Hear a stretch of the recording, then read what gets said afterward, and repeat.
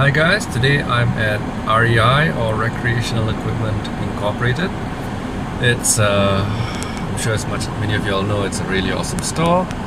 And for those of you who do not know or are not familiar with it, it's basically an outdoor and recreational store. So hiking, cycling, sports, and what else?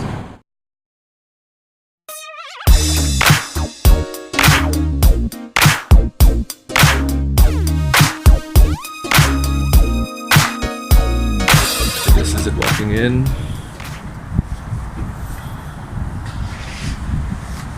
And let's have a look at what's inside.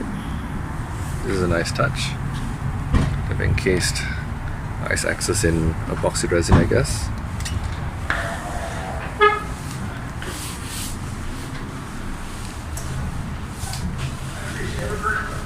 Oh. Yeah.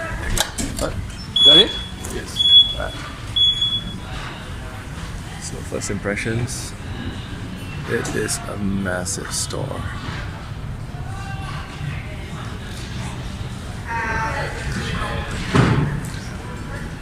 So let's start at one end and work our way through this. So here you got your climbing gear, your anchors, your beaners,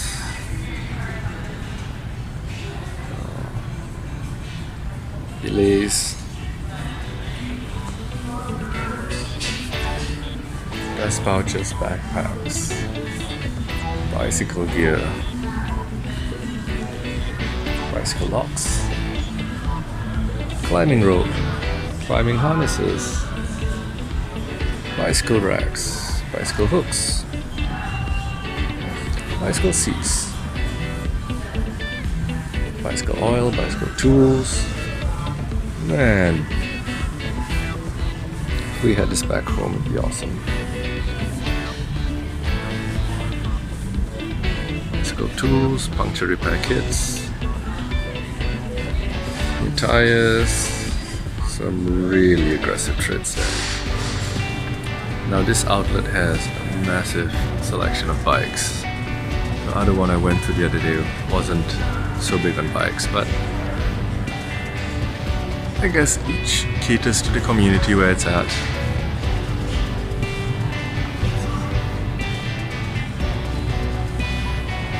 Dry bags, canoe stuff. The Yetis. These things are rated for days to hold ice. Oh well, it's locked, darn it. It's a pity. Okay, and here we have some ultralight camp chairs. This is the REI brand. It's very much similar to the Helinox Chair Zero. And they normally run about 125, but you can get them for about $100. I got mine from Black Reef, I think, from the UK, for just 105 shipped to Malaysia, which is an awesome price. This will run you, it says £1. The Helinox Chair Zero also is rated at, I think their weight is 1.1 pounds. But I sat in this just now, and honestly speaking, the build quality of the Helinox Chair Zero is way better than this. It's also more comfortable. The notches where this goes in here, the Zero is built way better than this. So for the price of $99.95, I would say go for the Helinox. But definitely get a camp chair. It's real nice to come and sit down on the chair at the end of the day. All kinds of chairs. And here's a bunch more of these chairs and seats. And if you're not going to get a chair, at least get the Z seat. It's really comfortable, spongy, and small, and relatively cheap. Some knives.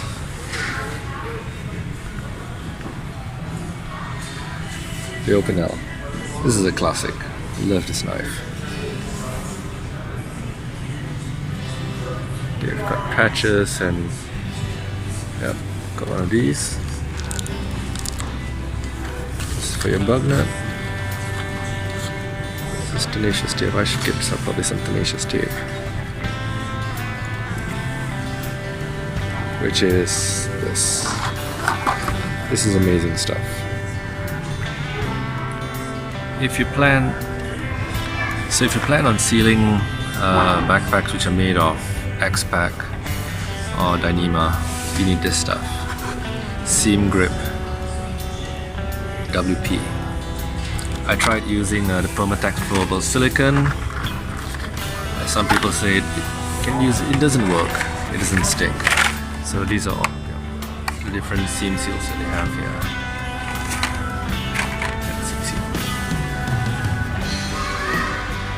Here you've got different tensioners. These are the figure 9, I think. Yeah, figure 9s. Cam locks, cam jams.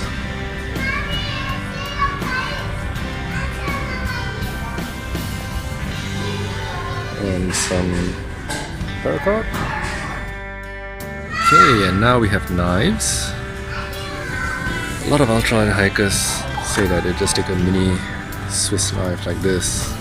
Oh yeah, it has a knife and it has scissors, but it also has some other stuff which you don't need. And also, it's not that versatile. My personal favorite, and actually what my daily carry, is a Squirt PS4 by Leatherman. Price tag's a little bit high. You can get it for as low as about $25, but it folds up this small. Weighs just a couple of ounces, I think. But the key thing is it has a plier, so if you really need to pull out something or do some field repair, it's great. You've got screwdrivers. It's a pity they don't have this. It's a pity you can't flip it over, but basically it has screwdrivers, pliers, knife, file, and also a scissors folded in there. So, and it folds up literally to there. It's tiny. So in my opinion, this is the best EDC, and if you're gonna go for a small knife on the trail, this should be the choice. I should do a separate video on what it can do. I think it's one of the most underrated multi-tools or daily carries. And now we reach headlamps. Petzl is, well, everybody knows Petzl. And I've been using the Petzl Tika XP since the first generation. It's still going strong. The only reason why I bought my Nightcore is because my wife started hiking with me and we need a second lamp. But Petzl is flawless, faultless, black diamond. A lot of people like the Revolt. And the Spot. Where's the Spot? This one. $39. It's interesting, they don't have Nightcore here, but all these brands are good. Can't really go wrong with them. Just choose something that suits your budget, and well, in this day and age, try and get something with a built-in battery, USB rechargeable. That way you don't have to carry extra batteries. Just charge off the power bank, which I assume you have with you if you're hiking. As they say, if you want a cheap hammock, get an Eno. If you want a better one, also get an Eno. They start from pricing like, what's this? $17, $20. All the way up to $69. Hammock. That's nice.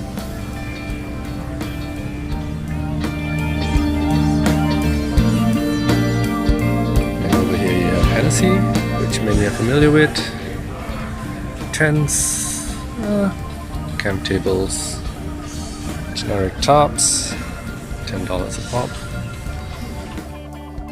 And now cookware. This is the legendary Stanley Cup or Stanley Pot. It's a bit pricey here. 25 bucks. I think Walmart does it for like 17 or 18 dollars. And where's the titanium? My personal preference is always titanium. So light, very durable. My Snow Peak Track 900, which I bought 10 years ago, is still going strong. This is the first time I'm seeing this GSI. Titanium, aluminium, aluminium. And this is titanium, I'm betting. Yep, there you go. Anodized titanium. But of course, if you are just starting out and you want something cheap, get stainless steel, get a Stanley. MSR, titanium. It is so light, it's almost like carrying nothing. 180 grams for something this size. It's amazing. Then you've got kettles and bigger pots, and this is cool. The Sea to Summit collapsible pot. The base is titanium and it pops open accordion style to like that. So you can basically put this on the fire and cook in it. But yeah, I don't know. To me, a pot should be full titanium or full stainless steel or full aluminium, you know.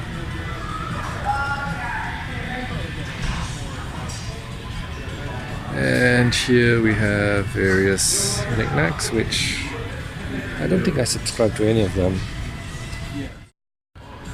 And here we have camp cutlery. Interestingly enough, I do not see the Tok's long handle spoon, which is more or less a staple of most people's kitchen. It's essentially the same thing as this. Everybody makes the same. If you're gonna get a long handle spoon, get the polished bowl, which will look something like, well, like this. This is stainless steel. Titanium polishes out slightly different. But my current favorite is this. It's freaking brilliant. Let's see what this is. So basically, it's a spoon and fork that packs away really small. The fork doesn't puncture anything, which is a problem when you carry forks in your food bags. So you pop it out.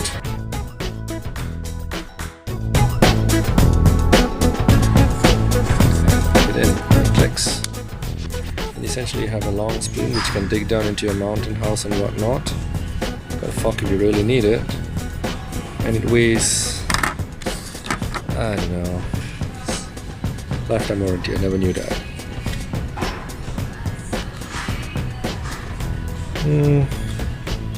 Weight wise, I'm gonna say nothing. But anyway,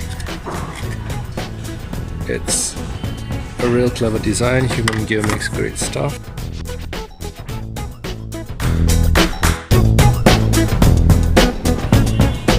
Next thing we have is stoves and fuel. So the jet boil is supposed to be really efficient because bottom you can see it has that heat exchanger system and it's modular. The gas tank and I believe the stove, everything is inside, but it is heavy, to be fair, and it's bulky, as you can see. And someone online, they did a test boil between a jet boil and I think it was the BRS 3000, the Chinese $15 stove, and I think they came out like jet boil was like 10 seconds ahead or something. So if you're gonna get a stove, get something simple, the BRS from China, or you don't even need the Gigapower, just the Pocket Rocket 2, which is here. But my favorite is the Fire Maple, the FMS 100T or something like that. The Fire Maple top is something like this, but convex, and it folds up really tiny. The arms just flip out over the top, so it's relatively cheap. As you can see, the Snow Peaks are like $50 and above. Jet boils, MSRs even more. The Pocket Rocket, 45 bucks, and Snow Peak, 50 and 60 bucks respectively. No doubt the quality is good, but you don't need it. I've been using the Fire Maple for years and it's held up. people have used a $15 BRS for an entire through hike, and it held up just well, just fine. So, and if you're camping and if you're solo, just get a 110 gram fuel canister, 4 ounce, so that it can fit in your 700 ml pot or whatever. You don't need the extra weight, that thing lasts forever. These 8 ounce cans are not necessary. I've had one of them at home and I've used it. Car camping is not finished until now. Yep. So brand doesn't matter to me. Just get what's cheapest. But $5 a can is quite common. Now this is a nifty tool. It's to basically puncture your fuel cans before you recycle them, so that if they do end up in a landfill or exposed to heat, they don't explode. We should be doing this for all our cans, our aerosol cans at home as well. So you don't need something fancy as this. Just a nail or a sharp pointed anything and puncturing the can. Even one of those milk can openers, you know, the Snow Bear or something like that, the milk. Like Ideal Milk and evaporated milks. Any of those things will work too. But we should all puncture our cans before we recycle them or throw them away. Okay, one of my favorite aisles in any shop, be it Walmart or REI, dehydrated food. Backpacker's Pantry is awesome. Their pad thai, there we go. All-time bestsellers. You can't go wrong with Mountain House. Where is the beef stroganoff? There we go. Beef stroganoff. Pricing's quite okay actually. Beef stroganoff. The breakfast meal is not here. So yeah, basically what I've seen some people do is cut up rice and raw ingredients and raw meat and stuff and cook it up top on the mountain. I have honestly no idea why they do that. Waste 4 or 5 times the weight, you need more fuel, you need more water, you need more. So for whoever's doing that still, there are better ways to do this. And if you can't afford this, you can always dehydrate your own food. Dehydrators now don't cost that much. And I've done dehydrated minced beef and dehydrated fruits, and you can even dehydrate cooked rice. So all you have to do is add water, and it's really good. And basically all you want when you're up there is calories, right? So do consider that. Okay, another section which is a pet peeve of mine: emergency equipment. Back in the tropics, a lot of people play down the importance of an emergency whistle, and they say that you can get a big stick or your parang and knock on the akabane, or what do they call that? The buttress roots. So you can knock on the buttress roots with your parang and you can hear it a couple of kilometers away or a couple of miles away, I'm not sure, but yeah, that's good. But an emergency whistle, it's not expensive and it carries really, really well, especially the new ones with a high decibel rate. So don't be a hero, don't try to be a survivalist and not carry these things. Huh, that's cute. Small titanium whistle. I have a night core one as well. Yeah, it's really nice and really loud. Very, very small. Next thing that everybody should carry, of course, is shelter or just a thermal blanket, space blanket. And one thing which I do not hear a lot of people talking about are these things. They're quick clot. So basically they're a coagulant, so if you get a really bad gash, you just use this before you band inside your bandage. It's a clotting agent and it helps staunch the bleeding. So just get one, keep it with you. The expiry date is really, really long. Well, this expires quite soon, but you can get one that lasts maybe 4 or 5 years. I think it weighs next to nothing and it's a really good thing. So rather than just dealing or depending on pressure to stop the wound, you depend on that as well. So much less blood loss, much less chance of infection, and you can get yourself tidied up quicker before you go for help.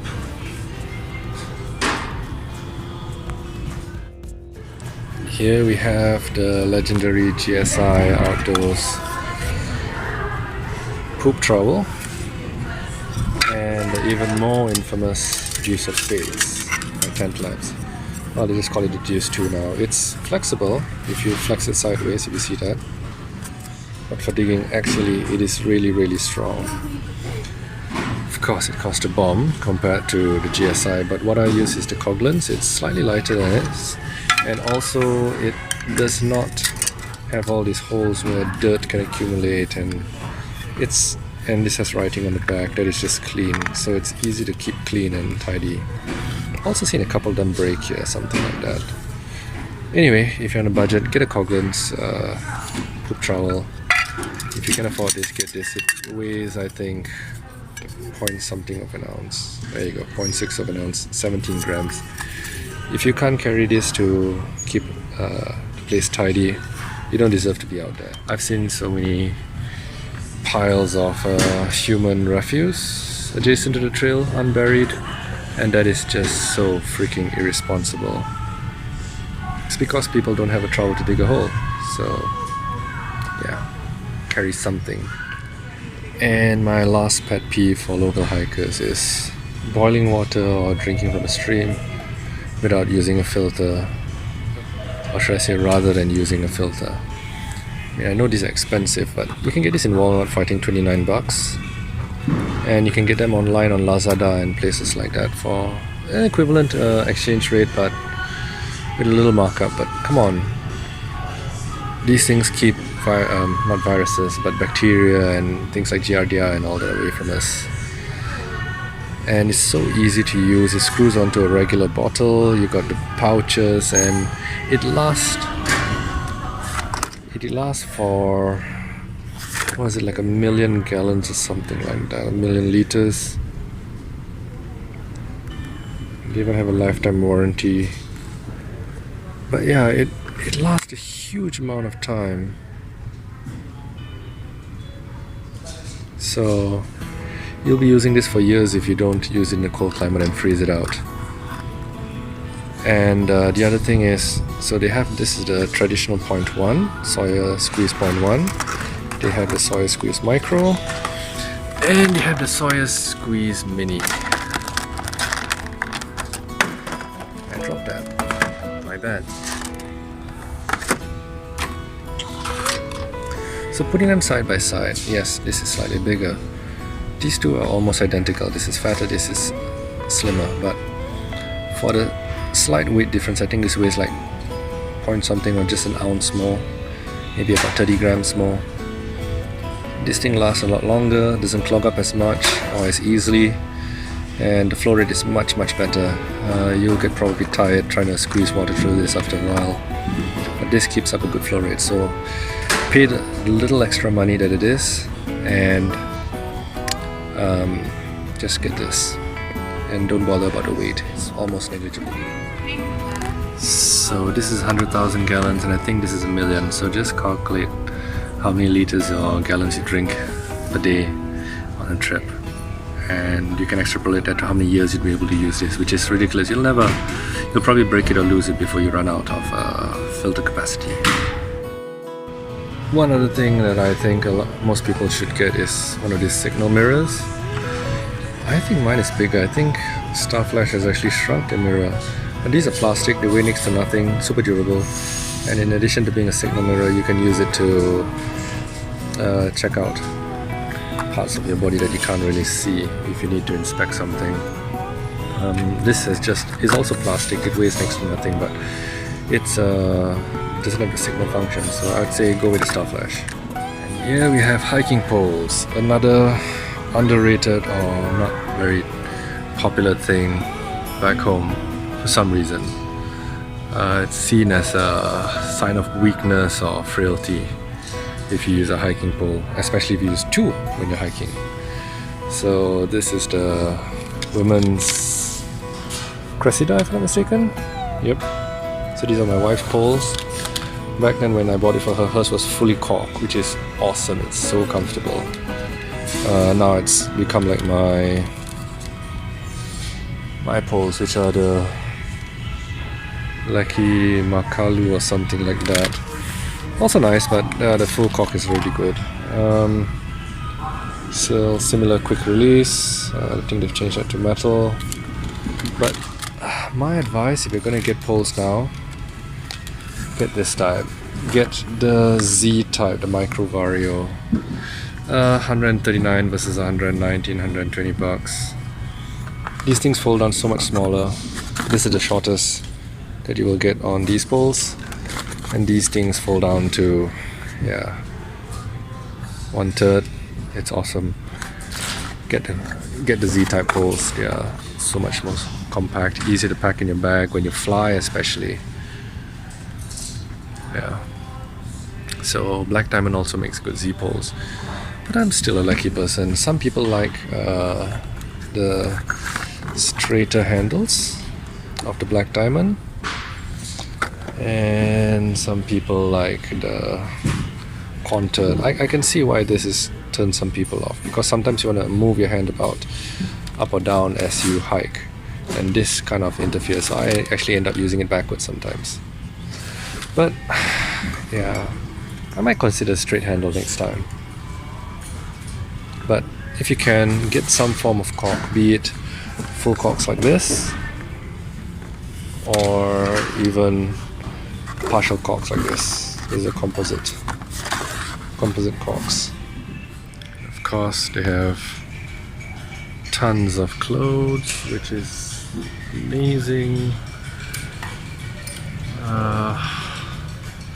If you are heading to cold weather, do consider a merino base layer if you can afford it. These things are amazing. They cost about $120, but they last years and years and years. And merino compared to synthetics, it's just not, just doesn't compare. You can't. It's like apples and I don't know, not even fruit. So yeah, always pay attention to base layers when you're getting into cold weather. Jackets are secondary. Okay, so once you've sorted your base layer, a puffy is always welcomed. And Arc'teryx, one of the best that I've tried on. My wife uses an Arc'teryx. These are fantastic jackets. So Serum LT is really good. Performance to weight ratio. And there's a whole range, but if you're gonna get a puffy, get one with a hood, so that, there's the Ghost Whisperer. Yep, Mountain Hardware is also a good one, but it's slightly lighter. You can see it doesn't puff up as much.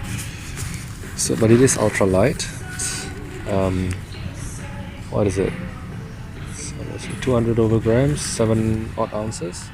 But whatever it is, your jacket should have a hood, and you'll be thankful when you want it, and when you don't need it, just let it flop behind and out of sight, out of mind. You know, it's, after all, it's a puffy, and you won't even feel it being there. So there's lots to choose from.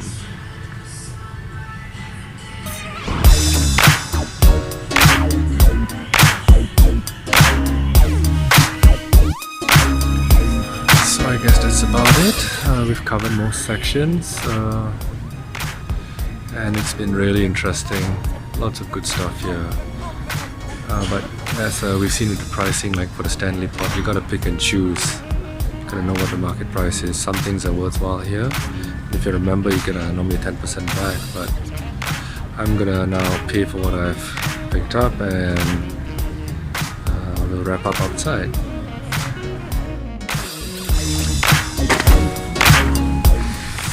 Okay, so that was our experience in REI.